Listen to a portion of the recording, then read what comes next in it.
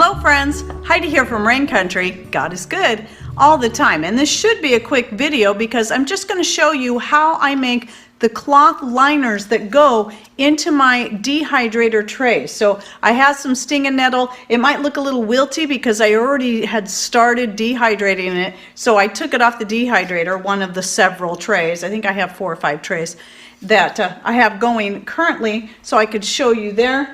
And then the pansies and dandelion I collected so far today, so you can see the cloth liner right there. And then I also have some grapefruit peels and orange peels dehydrating, and these I use for in my soaps and various other things. So the process is really simple. So what happened was I did a video about dehydrating herbs and such, and I sort of took it for granted. Sometimes you just kind of assume someone just watched your last video. And I mentioned the cloth covers for the trays and didn't go into much detail about it because I had gone into detail about it on a previous video. So I figured it might be a good idea because I'll be showing these frequently throughout my herb and other dehydrating videos, that I put out one video so people can see what I use and how I made it, because I got a lot of questions on what fabric did you use, etc., etc. So I'm going to talk about that today. So what I use is plain cotton. Now preferably going with a white color. Now the pieces I used to make these were just a plain white old recycled cotton sheet. And so what you want to make sure you do is go with 100% cotton, whatever it is, and using up some old sheets that you don't use anymore. Maybe they got a few rips and tears here and there, but they still have some good solid sections. Those are the ones you can go for. Obviously you want to wash them up really well. And then I have some more cotton right here. This one is lightly tinted. It's got a light green tint to it, but I don't mind. It is best to go with something that doesn't have any dye in it if you can. But I'm not too concerned about this. It's pretty light anyway. I've got it doubled over. This is actually from a pillowcase. Doubling it over means I can cut out 2 at a time. You can add more layers, but it can get a little tricky if you get past 2 or 3 layers, because then it can slip around on you. So if that's the case, you're going to want to make sure you pin it before you start cutting. So let me show you how I make these. This particular one is for the Nesco dehydrator, but I also have square ones that I make that goes on my dehydrating rack that I use in the other room. But let me talk about this first. So if you have a Nesco, usually when you buy one new, or even if you buy it used, like the 3 that I'm using now are all bought used, they usually come with at least one of these fruit roll trays. And so these make the perfect template to draw out your pattern. So you just lay it over your fabric, get a pen. I like using a Sharpie a lot better, but it is recommended you go with something that's non-toxic. And when you go to draw your circle, make sure that you kind of tilt the pen in this way. Don't tilt it this way. You want to get this circle here as small as possible, this inside circle. So I tilt it this way because it's better to have this smaller, because it's going to lift up a little bit around that rim, and that's fine.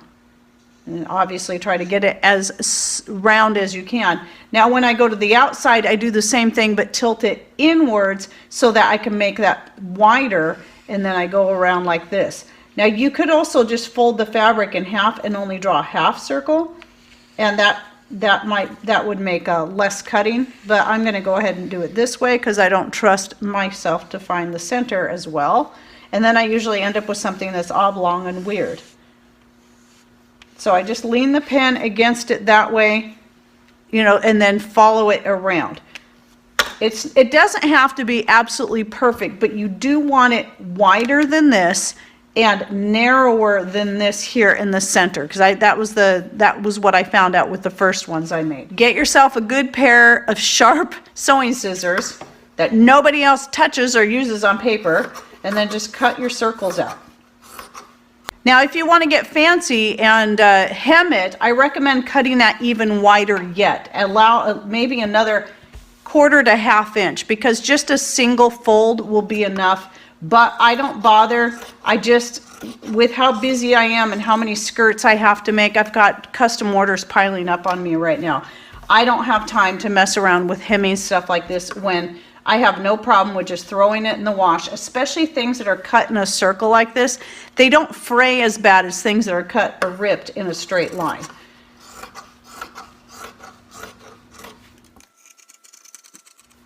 And as you can see, I don't care about getting it perfect because it's not about looks, it's about functionality. So now here's a good place where, since I've already got my lines drawn, I can go ahead and fold it in half and then cut out the center circle this way. That's the easiest way to do it. And I'm going to cut just on the inside of my line. I'm doing that intentionally, just like I cut on just on the outside of the outside line. Okay, so then you just take your tray. You might want to wash these up first. I mean, the nice thing about this kind of ink is it's supposed to wash out. And then just lay it over there. And I like having that little bit of lip that goes up the sides a little bit there, so that's going to protect the food even better. And notice, see how that fits? I still could have allowed that circle to be a little bit smaller so it would have a tighter fit in there. And you could even consider just cutting an X in the fabric and then just pushing it down that way, and then you would have even more protection with the food against this plastic here. And that's how I made those. And then obviously for the square ones, for the racks that I use, I'll put a couple pictures here of my dehydrator rack and some different, so you can see some different ways that I use it. Sometimes I use it on top of the wood stove, such as when I'm doing things that can handle a higher heat like meat and such. Other times when I'm doing more delicate things like herbs, or I just don't want the dehydrator rack in my way on top of my wood stove because I have cooking to do on there, then I just put it next to the wood stove, which is actually where it sits all the time.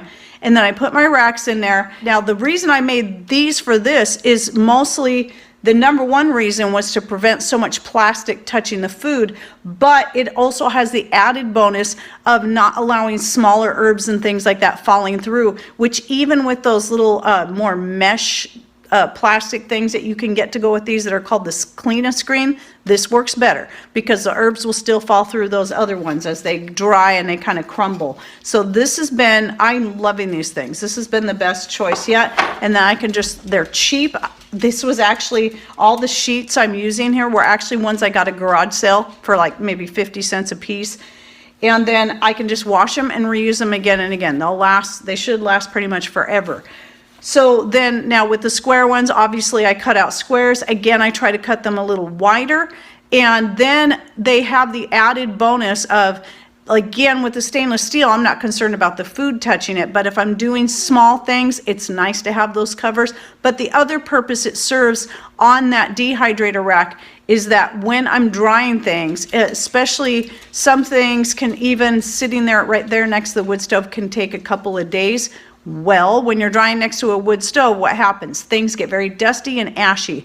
And so I like having another one of those squares that I'll drape over a top section that I'm not using so that it prevents, and I actually have a longer piece that I even drape over the front so that it prevents all that dust and ash from getting on the foods and herbs while they're dehydrating. So there you go. That's how I made them. It's very cheap. It's very simple. It's very functional. And one of the other added bonuses, I found that having the fabric, what that does, if you have, it helps absorb some of that moisture, and it seems like it helps to actually speed up the dehydrating process. I've noticed that my stuff has dried a lot faster getting rid of the cleanest screens, and this is what those look like. That's what they call the cleanest screen that you get to go with your Nesco dehydrator. And I have a bunch of them, but now I'm not going to use them anymore. It seems like these actually prohibit more airflow than the cloth does. This seems to allow more, thus it speeds up the dehydrating time, and plus, like I said, it absorbs some of that moisture too.